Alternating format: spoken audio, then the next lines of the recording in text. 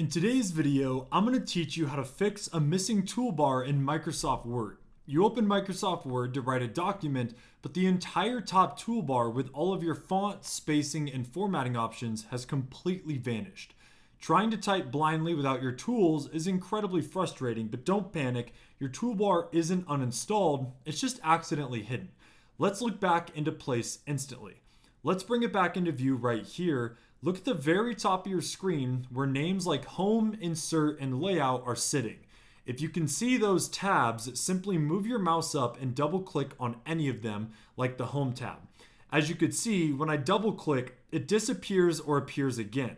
If you do that once, it's hidden for you. The full toolbar will drop back down and lock permanently into place. If you prefer using the keyboard, you can hit the exact same trigger by pressing Ctrl F1 on Windows, or if you're on a Mac, it's going to be a Command plus Option plus R. And this will instantly toggle the menu bar between hidden mode and pin mode. Now, what if your screen is completely blank and you can't even see the words Home or Insert?